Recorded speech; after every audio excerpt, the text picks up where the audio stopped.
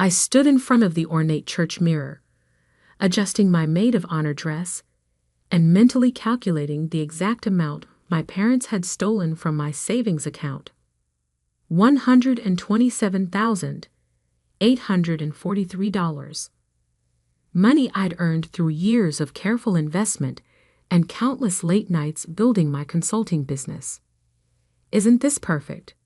My sister Madison twirled in her designer wedding gown, the one that cost exactly $23,651 of my money.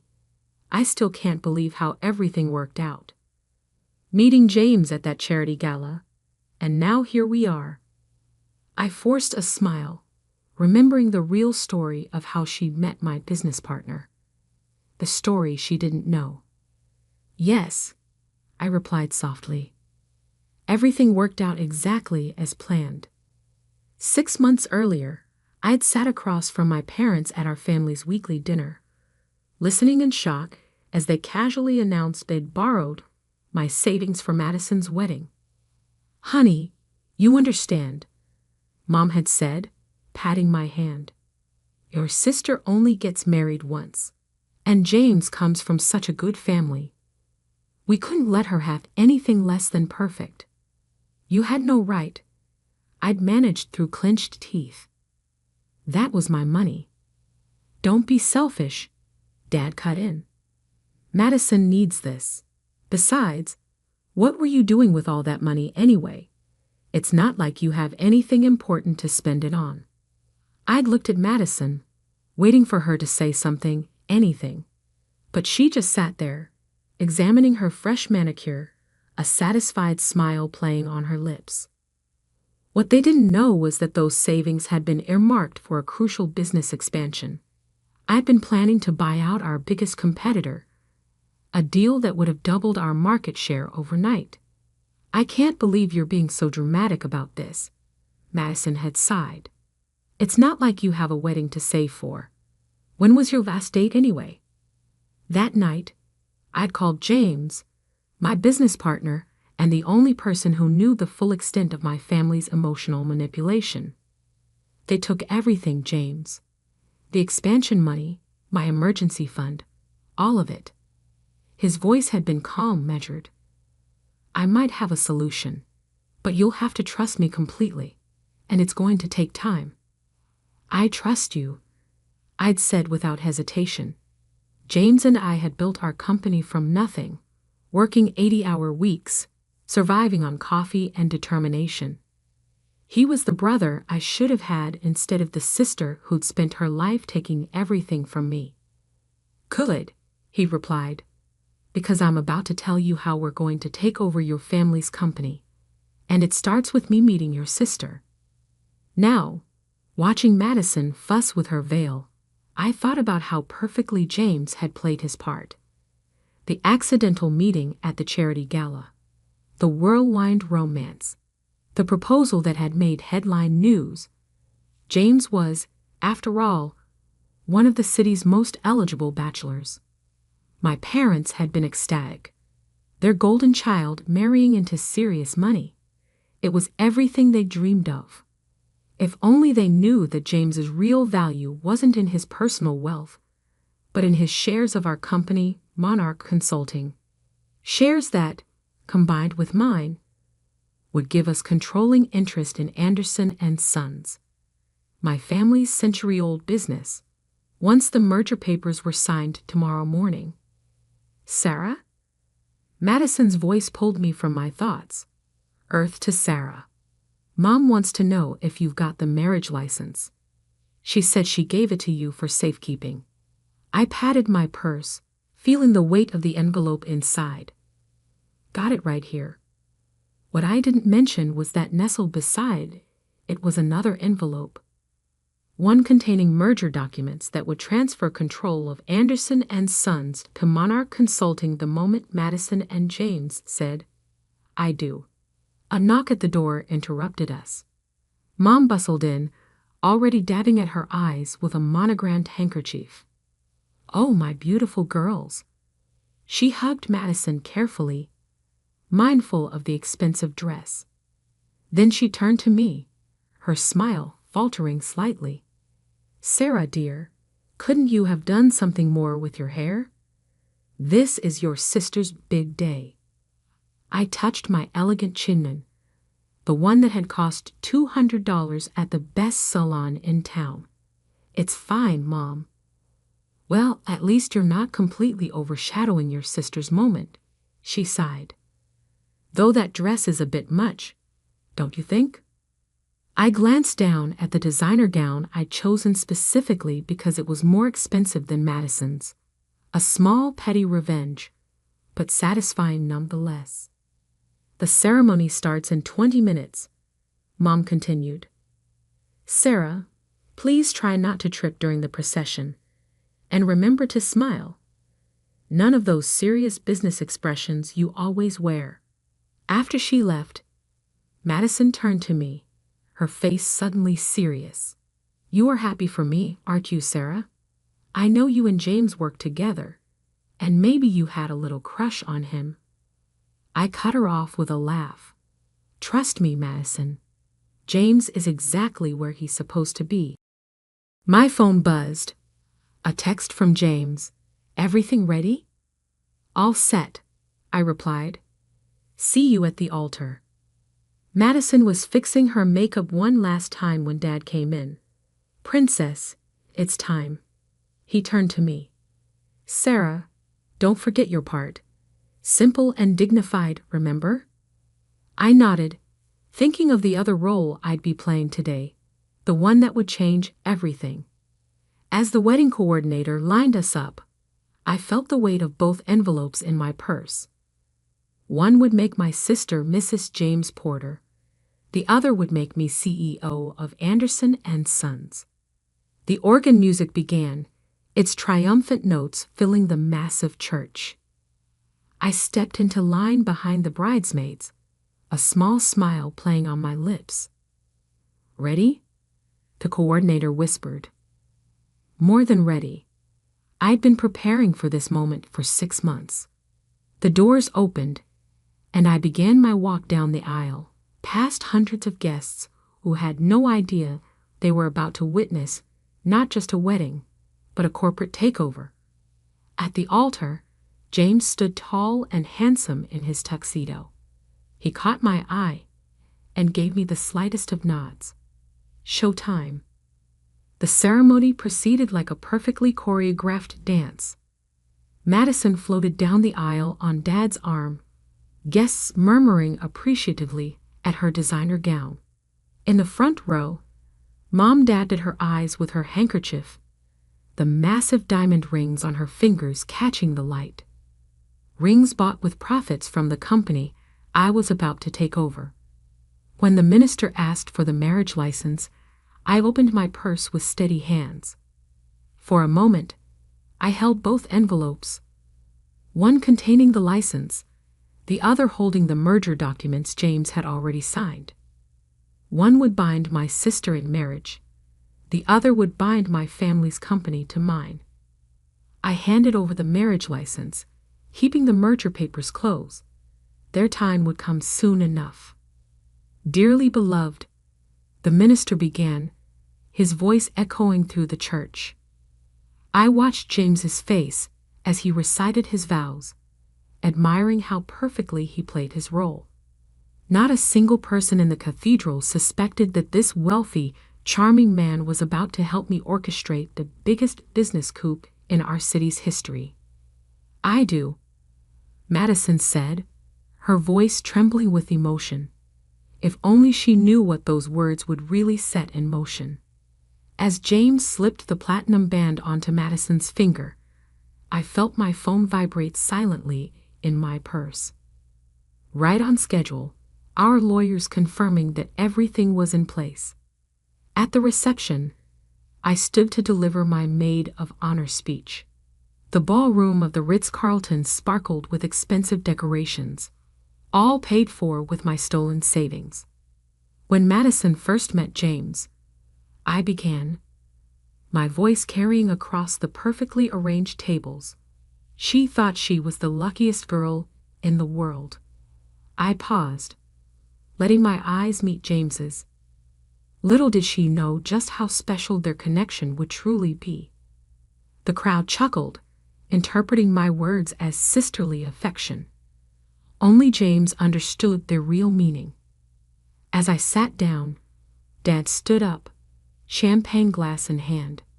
Today isn't just about joining two people in marriage, he'd announced proudly. It's about joining two of the city's most prestigious families, the Andersons and the Porters, a perfect match. I smiled, thinking about how that perfect match would look very different by tomorrow morning. The party was in full swing when my phone buzzed again. The message was from our corporate attorney.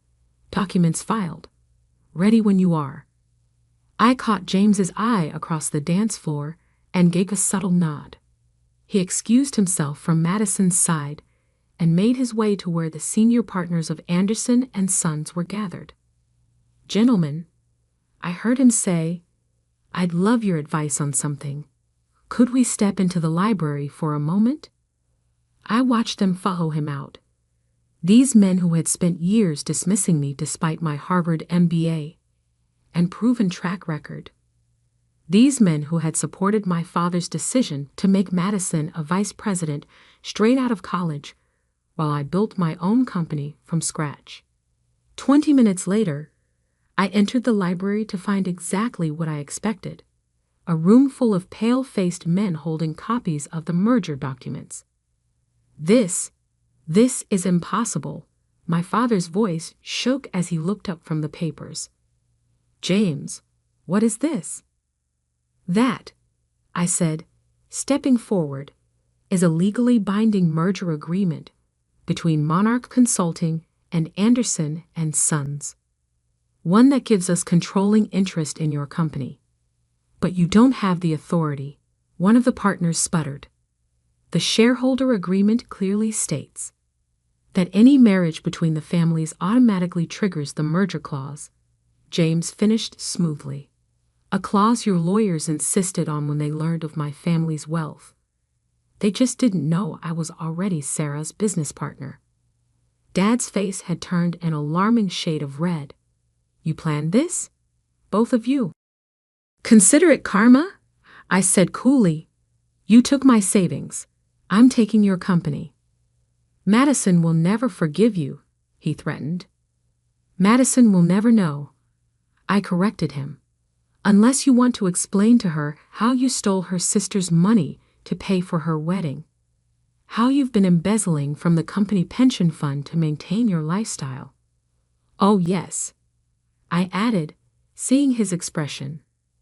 "We found those records too." The room fell silent except for the distant sounds of the reception. "The papers are already filed," James said quietly. "The only question is whether you want to handle this transition quietly or make a scene at your daughter's wedding." Dad's hands clenched into fists. "Sarah, please. We can work something out." "Like how you worked out taking my savings?" I asked sweetly. "No, Dad. This is happening. The only choice you have is how public you want this to become."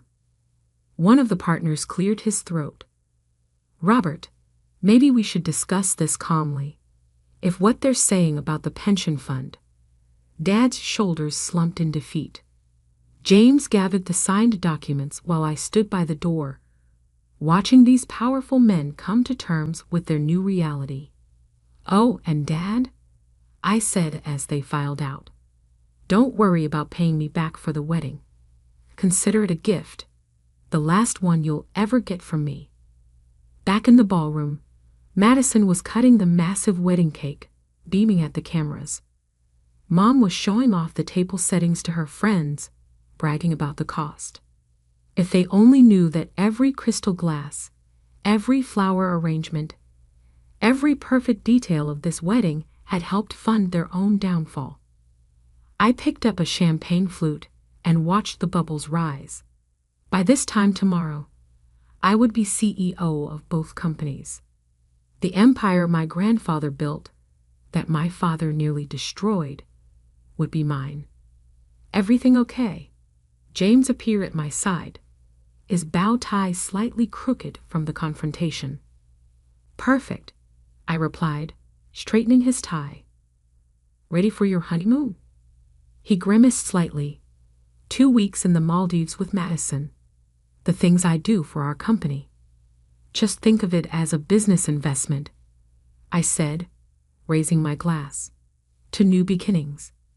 Across the room, Dad was drinking heavily at the bar, his face ashen.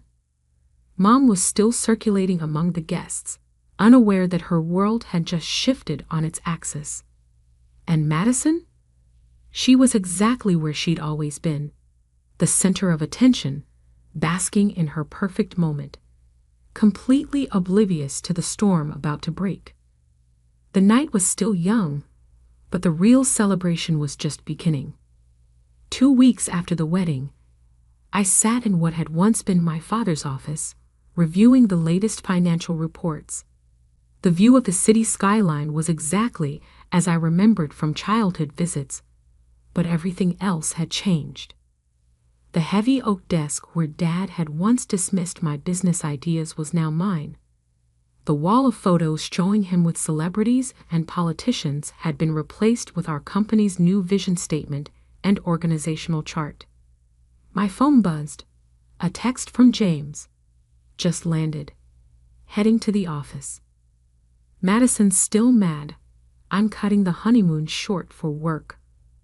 I smiled, remembering Madison's Instagram posts from the Maldives.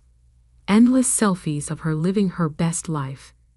Completely unaware that her new husband had spent most of the trip on conference calls, helping me restructure both companies. A knock at my door interrupted my thoughts. Come in. Mom entered, looking smaller somehow without her usual designer outfit and perfectly coiffed hair. Sarah, we need to talk. I gestured to the chair across from me. The same chair where I'd once sat as Dad lectured me about practical career choices. How could you do this to your own family? She demanded, but her voice lacked its usual authority. Interesting, I said, opening a folder on my desk. That's exactly what I wondered when I saw these bank statements. Care to explain why you and Dad withdrew $127,843 from my account without permission? That was different. It was for your sister's wedding. No, I corrected her calmly. It was theft. Just like Dad's creative accounting with the pension fund was theft. The only difference is, I found a legal way to take back what's mine. By tricking your sister, using James to what? Give her exactly what she wanted. A wealthy husband, a dream wedding, a luxury honeymoon. I leaned forward. Madison got everything she ever wanted. The fact that it helped me get what I wanted to is just good business. Mom's eyes filled with tears. Your father hasn't slept in days. He's talking about moving to Florida, selling the house. The house is company property, I reminded her. And yes, you'll need to vacate it by the end of the month. Where are we supposed to go? I hear Madison's guest house is quite comfortable, though you might want to hurry. Once she learns about the company, she might not be feeling very generous. As if on cue, my phone buzzed with an incoming call from Madison. Excuse me, I told Mom. I need to take this. Mom stood shakily. At the door, she turned back. We're still family, Sarah. No, I said softly. We stopped being family the moment you chose Madison's one perfect day over my entire future.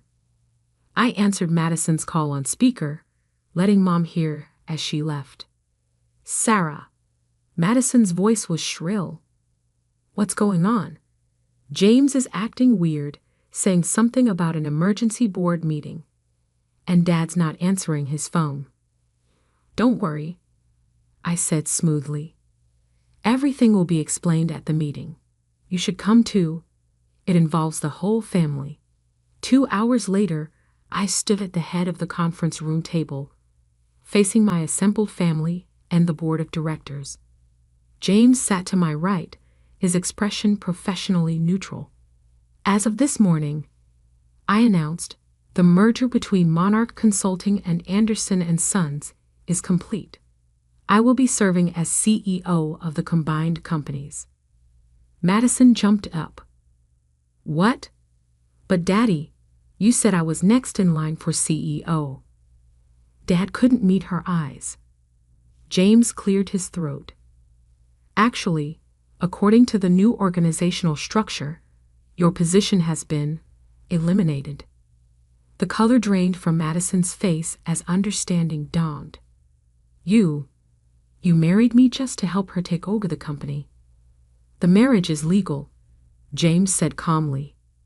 And I'll continue to provide for you exactly as agreed in our prenup, which, if you recall, you were too excited to read carefully. Madison turned to me, tears streaming down her face. My own sister. You ruined everything. No, I corrected her. I took back what was mine and built something bigger in the process. By destroying our family, I pulled out the bank statements, sliding them across the table. Our family was destroyed the moment they stole my savings for your wedding. I just decided to stop being the victim and start being the victor. Mr. Anderson, one of the board members interrupted. Given the circumstances with the pension fund, we believe it's best if you announce your retirement immediately. Dad nodded numbly. Madison looked between our parents in confusion. Pension fund? What pension fund? Ask them, I suggested. Ask them about all the creative accounting they did to maintain their lifestyle, to pay for your cars, your clothes, your perfect wedding. The board members began filing out, leaving our family alone in the wreckage of what we'd once been. You'll regret this, Madison spat, grabbing her designer purse. All of it. Actually, I said, I've never been more certain of anything in my life. After they left, James loosened his tie. Well, that went about as expected. I stood by the window, watching my family exit the building below. Mom and Dad walking slowly, shoulders slumped. Madison storming ahead, already on her phone, probably calling her friends to complain about her evil sister. Any regrets? James asked quietly. I thought about years of being second best, of working twice as hard for half the recognition, of having my dreams dismissed and my savings stolen. Just one, I replied. That I didn't do this sooner. 1 year later, I stood in the same spot, but the view was different. Under my leadership, the merged company had doubled its market share. The pension fund had been fully restored, the corporate culture transformed. My phone buzzed with a text from Madison. Heard about the company's success. Ready to talk? I deleted it without responding. Some bridges weren't meant to be rebuilt. James appeared in my doorway. Board meeting in 5. Ready to show them the expansion plans? I gathered my papers, pausing to straighten a new photo on my wall. One showing me and James at the company's last charity gala. Both of us smiling genuinely at the camera. You know what, James? I've never been more ready. Sometimes revenge isn't just about getting even. Sometimes it's about proving that the people who underestimated you were wrong. That the person they dismissed as second best could become the best. And I had proof. 12 stories of prime real estate, 2 thriving companies merged into an empire, and 1 perfect revenge served exactly the way I'd planned it. Madison got her perfect wedding. I got everything else. And that was the best revenge of all.